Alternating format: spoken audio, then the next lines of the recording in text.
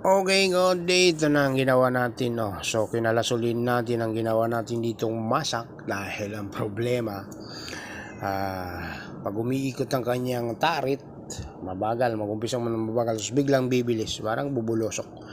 So, sa aking pagkalas, ito ang aking nakita, nasira na ang kanyang brush, yung gear. Ito yung worm gear.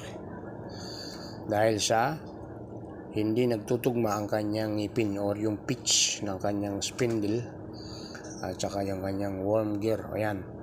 So sa aking paliwanag sa gumawa nito, pag hindi nakuha yung tamang diameter, mauubos itong gear niya. So hindi nga ako nagkamali, ito nagumpisa na.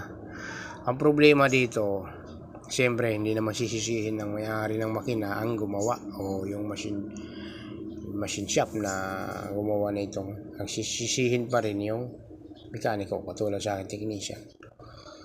Ito yung pinakamasakit na bahagi. So ito ulitin na naman, siyempre kailangan natin ulitin ito, hindi pwedeng ganito, masisira tayo sa ating cost.